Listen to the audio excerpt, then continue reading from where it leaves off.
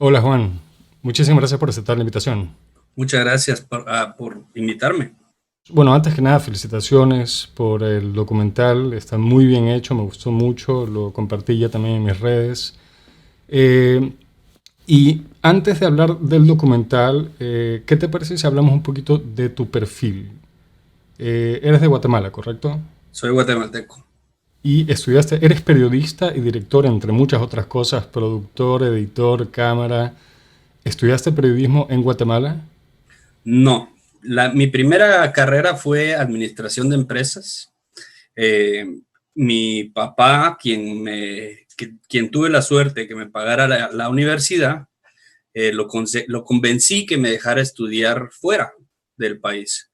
Una cosa que le debo para siempre, porque me abrió los ojos. Pero la condición era que hiciera algo que me diera dinero. Yo quería estudiar fotografía.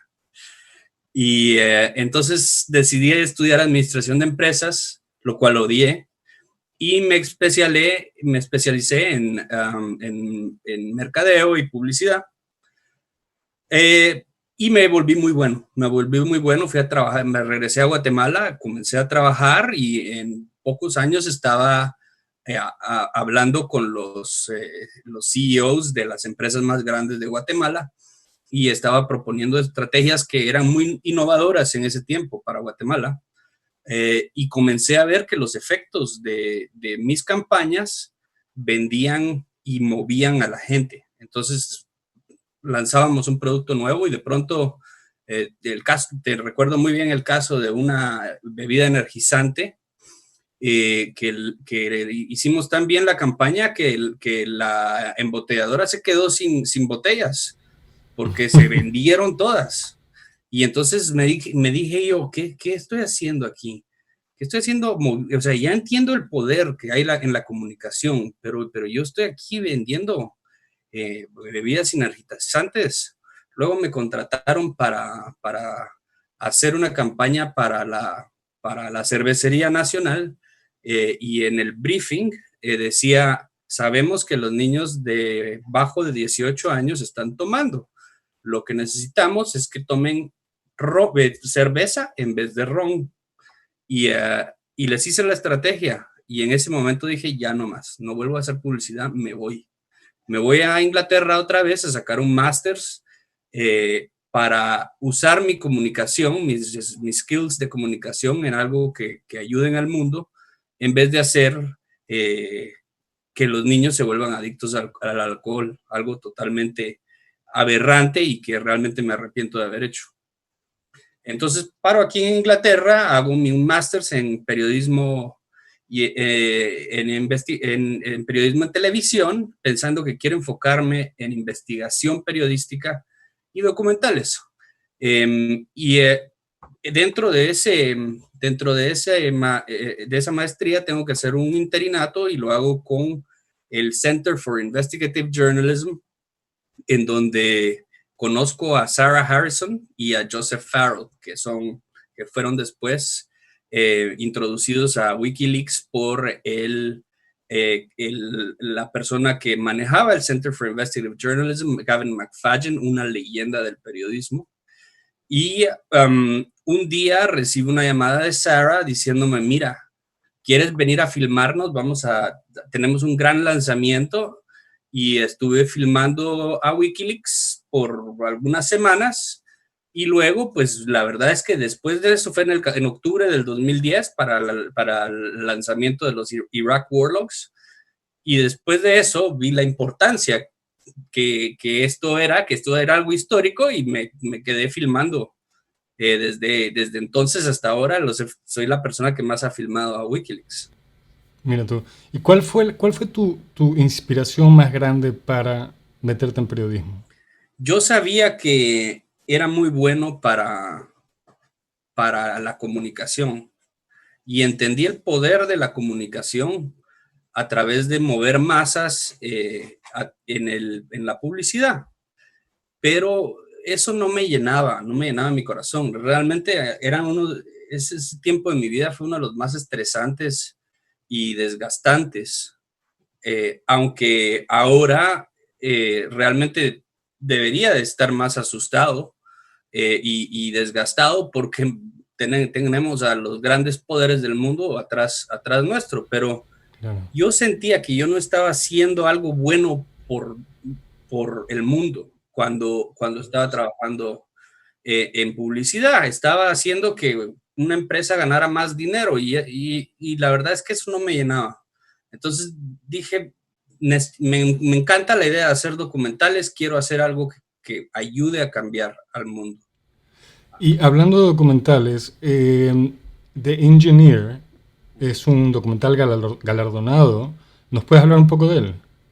Sí, ese documental lo comenzamos en el 2011 con mi colega Matthew Charles y inició en base a un artículo que publicó el periódico salvadoreño El Faro, en donde hablaban sobre el único criminalista que tiene El Salvador, un personaje realmente interesante en medio de una guerra entre pandillas y El Salvador siendo el país más violento del mundo en ese tiempo.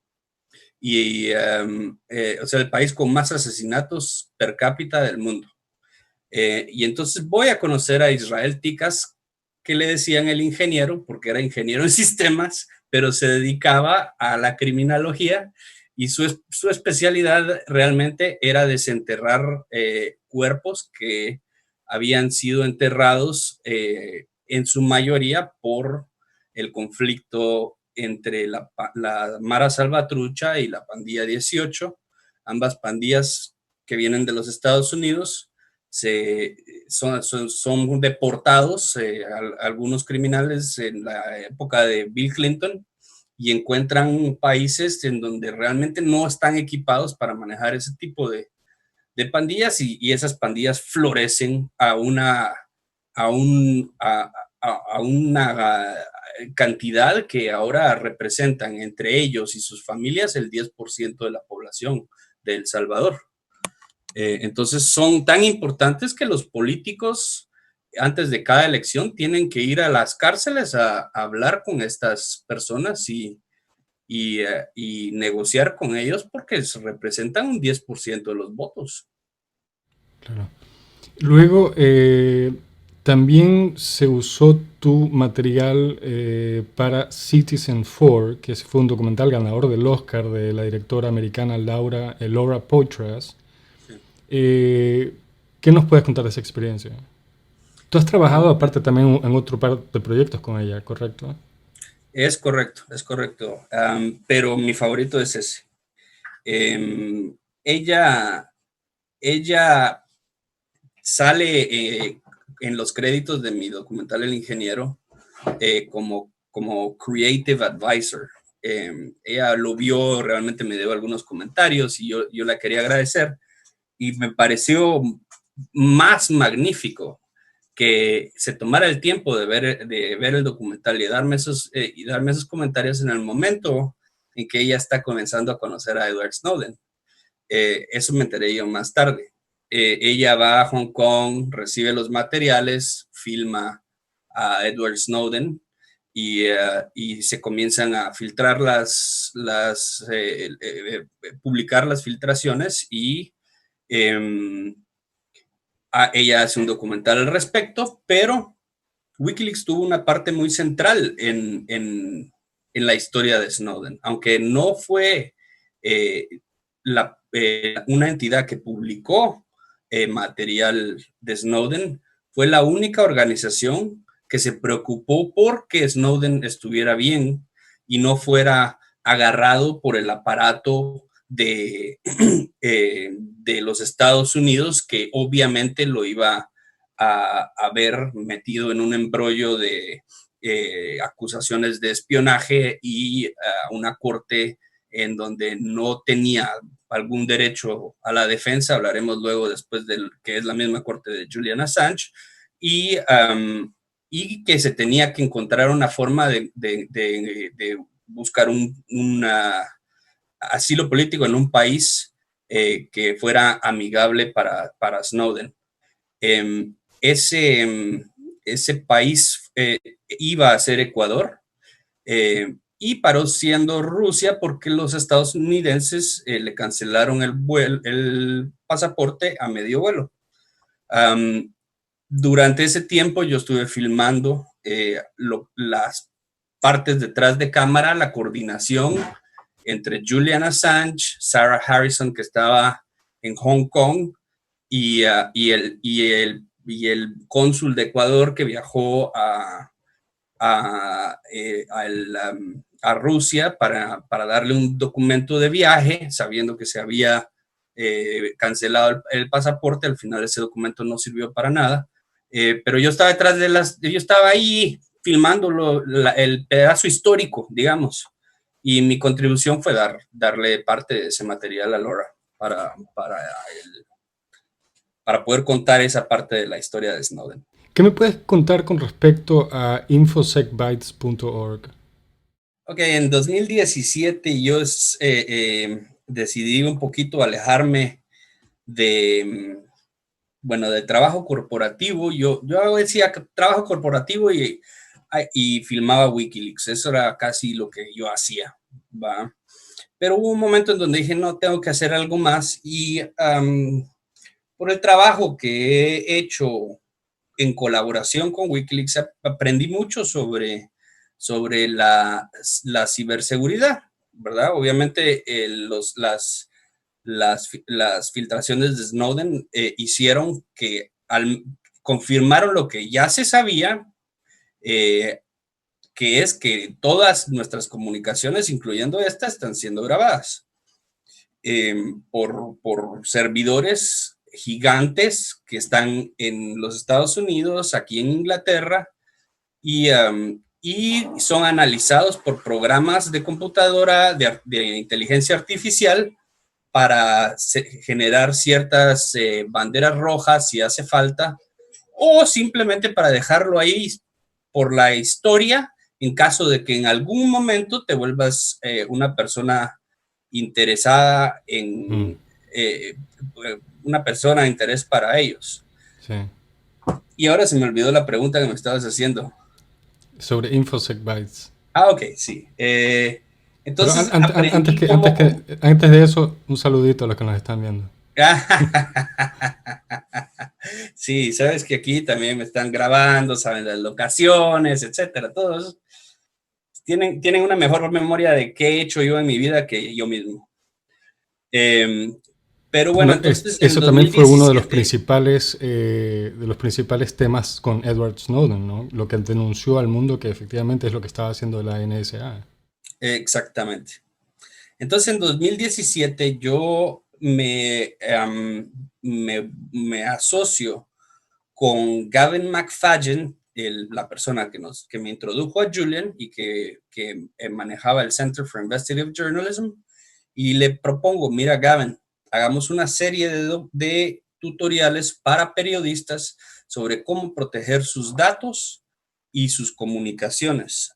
Porque la verdad es que los periodistas no tienen tiempo para estar leyendo tutoriales escritos, ni tienen tiempo para estar aprendiendo más o sea, cada vez los periodistas les exigen más historias, que tengan más skills. Antes había un camarógrafo, un productor y un reportero. Ahora hay un reportero que es camarógrafo y productor al mismo tiempo, ¿me entiendes? Y les piden 2, 3 historias al día. ¿Cómo van a tener tiempo, aparte de eso, de aprender cómo usar tecnologías que lastimosamente no son tan amigables como podrían ser? Entonces, lo que hicimos un grupo de nosotros es hacer una lista de 30 tutoriales sobre cómo funcionan las tecnologías y sobre prácticamente cómo instalarlas y usarlas en tu teléfono o en tu ¿Y son computadora. tutoriales gratuitos? Son tutoriales gratuitos. Si tú vas a infosecbytes.org, te lleva a la página de YouTube, y en YouTube puedes ver todos los Lo temas. pondré también en la descripción de este video. Ok, entonces tenemos tutoriales desde ¿qué puedes usar en el teléfono si eres alguien que no es de alto interés para los aparatos de seguridad o incluso, por ejemplo, organizaciones legales o ilegales que pueden ser tus adversarios, hasta lo más avanzado, en donde realmente estás usando eh, computadoras dedicadas a ciertas cosas y que no están conectadas al Internet, otras que sí están conectadas al Internet, pero usan un sistema operativo seguro,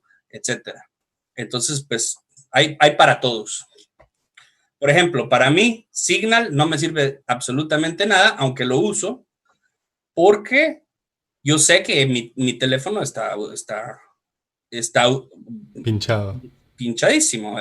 Miren cada tecleado que hago, mira mi pantalla todo el día, le tengo, así como tengo esta aquí en la computadora, tengo una para las cámaras de mi teléfono, pero sé que lo que digo acá, o cuando tengo mi teléfono cerca, tiene que ser algo que estoy seguro que no me importa que sepan ellos.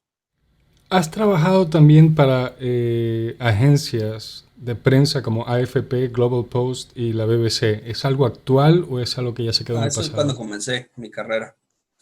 Yo comencé, bueno, realmente yo no tenía idea a dónde iba a parar, ¿verdad? Pero cuando comencé, yo estaba tratando de ser el nuevo, hacer cosas y meterme en la industria. Tú sabes, meterse en la industria es la parte más difícil.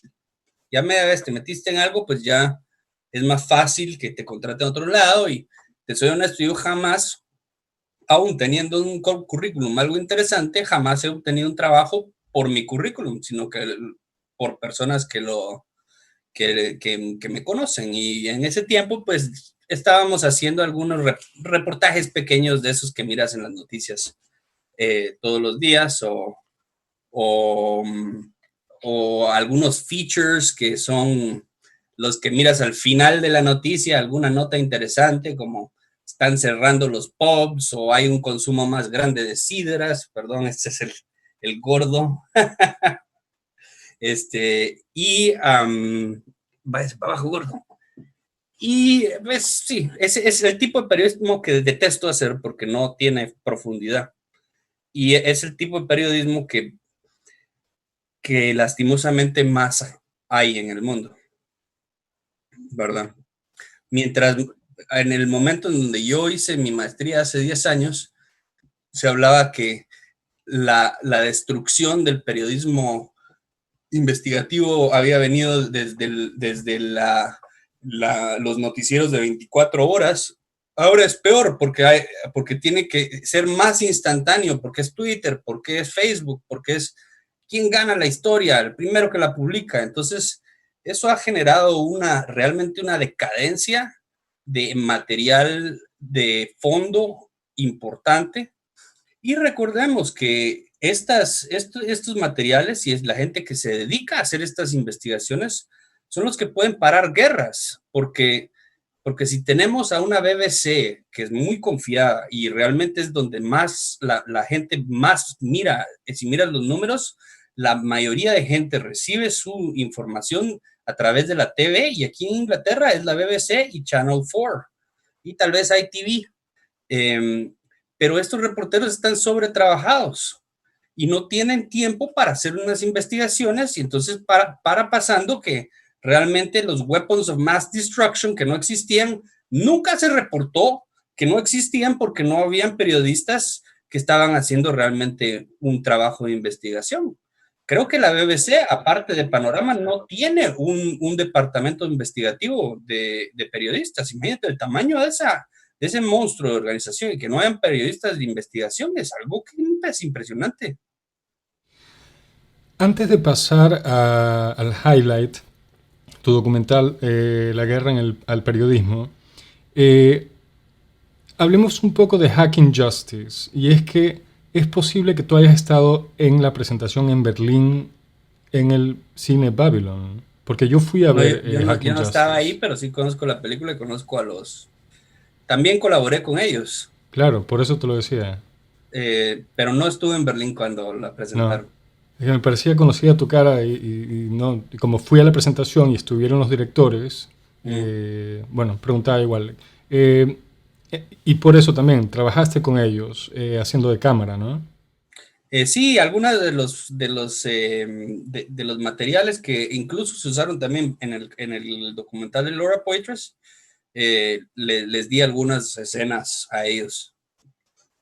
Lastimosamente en ese tiempo Julian estaba muy ocupado y no tenían ellos tanto acceso a Julian como hubieran querido, y la embajada cada vez se ponía un poco más difícil. Entonces era más difícil tener la libertad de filmar dentro de la embajada. Cada vez le restringían más los permisos a Julian mientras iba pasando el tiempo, especialmente cuando entró Lenin Moreno. Entonces tuvieron solo una o dos entrevistas y se basaron mucho en material mío para obtener ese sí, cinema verité, digamos.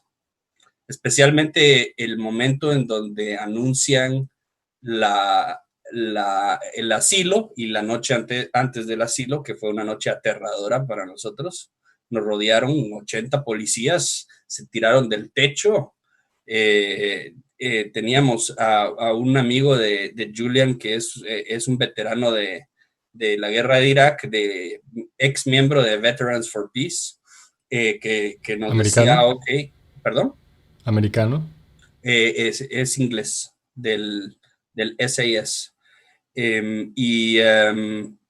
Y él nos decía, ok, si entran por las ventanas van a entrar con mucho ruido, van a tirar bombas de humo, ustedes van a tener que agarrarse para acá, el cónsul va a tener que agarrar a Julian, se va a tener que esposar a él y se van a meter a ese baño. Fue una cuestión aterradora y había gente que nos tuvimos que turnar toda la noche vigilando a los policías. Y yo filmé también un poco afuera, les fui a poner la cámara enfrente y decirles qué están haciendo aquí, por qué están aquí, cuál es el problema. ¿Verdad? Aquí nunca ha habido tanto policía, cuál es la conmoción acá. Y ese fue el material que les di a Hacking Justice. Me gustó, lo Es dicho, un fui a verlo muy aquí buen en documental Berlín. y Garzón ha hecho un excelente trabajo para Julian detrás de cámaras. Bueno, entonces pasamos a The War on Journalism. Son ya 10 años de que Julian Assange está en esta situación. Eh, ¿Qué te motiva a hacerlo ahora? Vi en una entrevista que decías que las personas, cuando salió lo de Wikileaks y el famoso vídeo de esa masacre que hubo, en la que fallecen dos camarógrafos de Reuters, si no me equivoco, aparte de gente inocente, eh, decías, la gente que vio eso ahí con 8 años, hoy ya tiene 18 años y en partes del mundo pueden votar, pueden hacer la diferencia, gente con criterio más formado. Por una parte es increíble que se haya extendido tanto y a ver cuánto más se extiende el tema de Julian Assange. Y te vuelvo a preguntar, ¿cuál fue tu motivación de hacerlo ahora, aparte de lo que acabo de anotar? Bueno, sí, uno de mis motivaciones era llegar a los nuevos adultos, a los millennials, porque ellos no estaban informados sobre el mundo pre-Wikileaks. Ellos solo han conocido el mundo post-Wikileaks. Y hay un mundo pre y un mundo post-Wikileaks. Y es es así. El cambio radical de la forma en que ven y se vieron esas guerras fue a causa de Wikileaks. Eh, pero también quería llegar yo a personas que a mí me parece extraño pensar que existen, pero son la mayoría de gente que su vida no gira alrededor de Wikileaks, sino que tienen vidas normales, trabajos normales tienen hijos y cosas que hacer y familias eh, y que consumen lo que los medios que les dan, ¿verdad?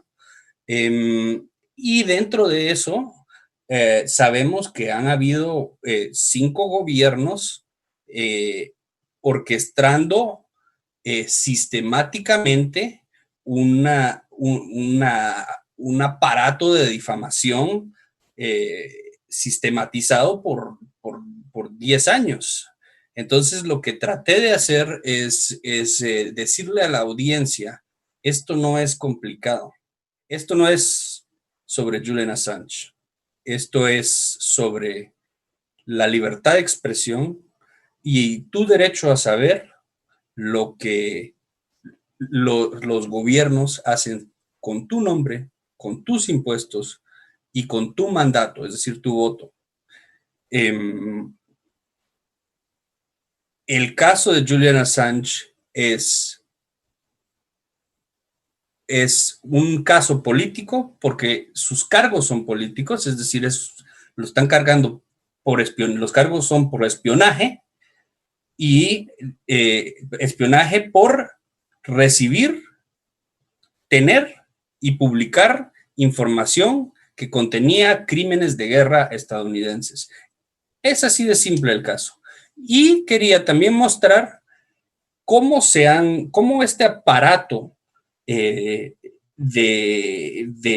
difamación ha llegado también a elaborar un sistema de lawfare, de guerra, eh, utilizando un sistema de injusticia en donde lo tienen atrapado en casos legales por 10 años y en donde todos sus derechos principales han sido violados. Su derecho a una legítima defensa, él no ha tenido tiempo de preparar su juicio porque no ha podido ver a sus abogados en 6 meses.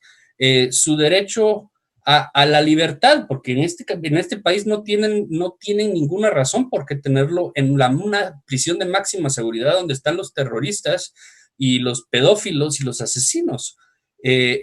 La ONU dice que está siendo arbitrariamente detenido y que debe ser liberado inmediatamente y compensado por eso. Y la ONU también dice, el relator especial de tortura de la ONU, Nils Melzer, dice que está siendo torturado psicológicamente. Entonces, todos sus derechos han sido rotos por un gobierno en donde supuestamente se respetan las leyes, los derechos humanos. ¿Quién hubiera pensado hace 10 años un prisionero político en el Reino Unido? Yo no. A mí lo que me dejó realmente sin palabras fue el momento en que lo sacan a Julian Assange de la embajada, algo sin precedentes en la historia diplomática ecuatoriana y casi a nivel mundial, excepto casos excepcionales, valga la redundancia. ¿Cómo ves entonces tú el futuro próximo de Julian Assange? Porque no lo extraditan a Estados Unidos. ¿Qué crees que podría suceder si se extradita a Julian Assange? No solo, obviamente se entiende que le puede suceder a él y los más de 175 años de prisión que le quieren, por lo que lo quieren procesar, pero a nivel mundial, social, ¿qué crees que sucedería? Ok, comenzando, digamos, por el caso, este caso no es un caso que va a terminar a finales de septiembre, este caso se extenderá 1 o 2 años. Eh, quien sea que gane, eh, apelará. Esta corte es muy baja, es una corte de magistrados, nunca debió haber sido iniciado un proceso en una corte tan baja, pero bueno, así han sido las cosas, así es el lawfare y es un caso que el Estado puede, el Estado del Reino Unido puede parar en cualquier momento. Eh, Tanto el primer ministro como el Home Office pueden decir, aquí se acaba este proceso y no lo vamos a extraditar, cosa que no lo han hecho y creo que no lo harán a menos que la presión política eh, de las personas y los medios sea más grande. Estamos viendo un incremento en el apoyo tanto de organizaciones de libertad de expresión, incluso periodistas y periódicos que habían sido contrarios a nosotros. Se ha visto un regreso fuerte con editoriales fuertes como The Guardian, The New York Times, el Daily Mail. Entonces vamos en buen camino por ahí. Va a ser una lucha larga. Creo que se va a poner peor antes de que mejore, pero después de varios meses de estar trabajando en esta campaña, yo creo que vamos a ganar.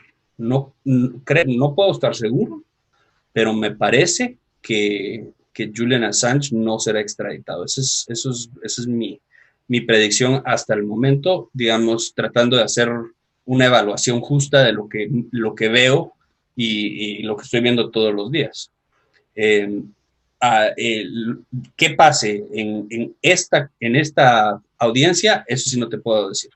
50-50. ¿Qué pasa si Julian Assange lo extraditan? Te voy a hablar sobre lo del mundo hasta el final. Si extraditan a Julian Assange, él podría pasar 175 años en prisión. 100 de esos 70 años son por cargos de espionaje y 5 por un cargo ridículo de fraude de computadoras.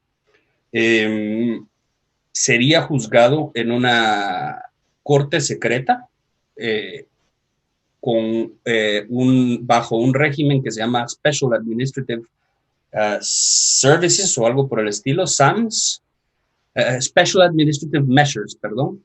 Y eso quiere decir que lo tendrían en completo confinamiento y sus abogados ni siquiera podrían hablar del caso fuera del caso. O sea, habría una total obscuridad sobre qué es el caso. El caso sería, el jurado sería escogido dentro de una población de 80% personas de la NSA, de la CIA, del FBI, del Homeland Security Services, de empresas de seguridad y militares privadas y sus familiares. Entonces es una corte en donde realmente él no tiene ninguna chance de ganar. Adicionalmente a eso, sabemos que la CIA, a través de la compañía española UC Global, espió por años a Julian Assange y sus conversaciones privilegiadas legales con sus abogados. Entonces, él no tiene forma de recibir un juicio justo en los Estados Unidos. ¿Qué quiere decir para el mundo esto? Pues algunas personas dicen, si a Julian Assange lo extraditan, se forma un precedente a nivel mundial. Yo digo que el precedente ya está hecho, porque ya hay un periodista en la cárcel por publicar información que los Estados Unidos considera confidencial y que enseña crímenes de guerra. ¿Qué pasa si hoy por hoy un periodista de uno de estos grandes periódicos, el New York Times, el Washington Post o el Guardian o el Der Spiegel, Le Monde, recibe una filtración del calibre de los cables diplomáticos o los Iraq War Logs o el video Collateral Murder?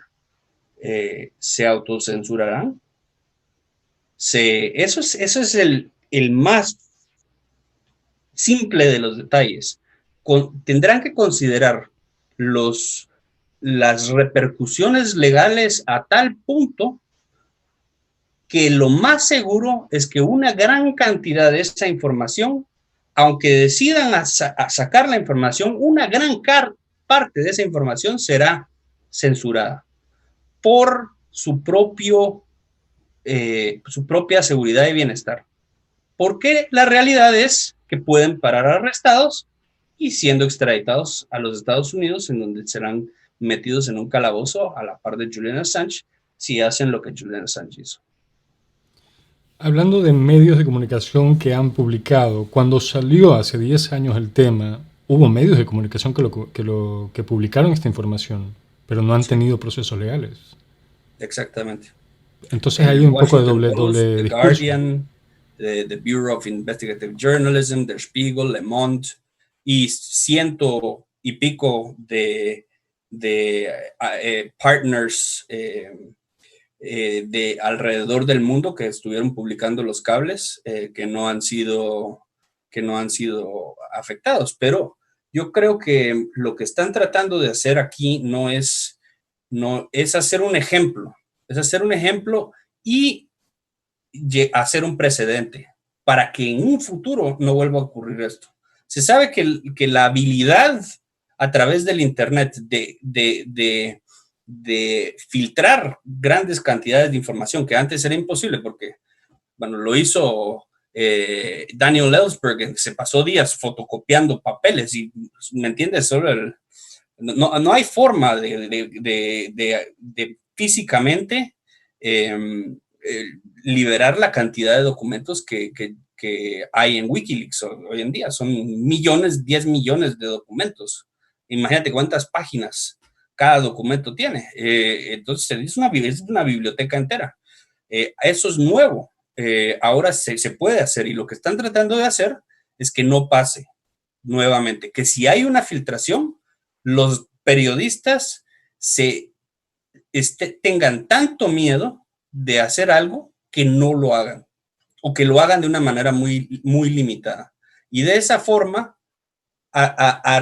ya arruinamos el reportaje de seguridad nacional y no sabremos qué es lo que nuestros gobiernos hacen bajo nuestro nombre. No sabremos sobre el asesinato de los periodistas de Reuters. No sabremos que había una niña de 6 años que la estaban torturando con un taladro. No sabemos que una coalición, un grupo de la coalición con miembros de los Estados Unidos entró a una casa en donde había, de un granjero, en donde había él y su familia extendida y 5 o 7 niños, los amarraron de manos, los ejecutaron y después mandaron a traer un avión para explotar la casa para que no hubiera evidencia de que habían hecho eso. Eso no lo sabríamos. Y ninguno de estos casos ha llegado a una corte. Los que han sido puestos en la cárcel y se les ha abierto procesos jurídicos han sido a las supuestas fuentes y al periodista principal que publicó estas publicaciones, estas revelaciones. Bueno, estamos llegando al final de esta entrevista. Nuevamente muchas gracias, Juan. ¿Hay un mensaje final que quisieras compartir? Sí, es importante que todos nosotros en el mundo entero miremos este caso. No importa lo que hayas oído, lo que hayas escuchado, lo que te hayan dicho, remueve todo eso de tu cabeza y mira el caso por lo que es ahorita. Lo que está pasando es que te van a quitar a ti el derecho a poder expresarte libremente y tu derecho de saber qué es lo que hacen los gobiernos en tu nombre, con tus impuestos, con tu mandato, tu voto. Eso es lo que está en juego en este caso. No pienses que es Julian Assange o qué hizo, quién es. Eso no importa. Puede ser cualquier otra persona. Lo importante de este caso es que hace un precedente que no vamos a poder quitarnos después. Y tenemos todos que el 7 de septiembre, alrededor del mundo, buscar en dónde está nuestra protesta local e ir a protestar y que el mundo entero nos vea y que haya la mayor cantidad de presión política para que se libere a Julian Assange y podamos seguir haciendo el periodismo de alto calibre que hemos estado haciendo, que ha incomodado tanto a los poderosos que han hecho o que quieren meter a este señor a un calabozo en donde nunca jamás se ha escuchado. Juan, nuevamente muchísimas gracias. Aprecio el tiempo, aprecio que hayas aceptado esta invitación. Y nada, mucha suerte. Cuenta conmigo en lo que respecta a difusión y que vaya todo bien. Muchas gracias.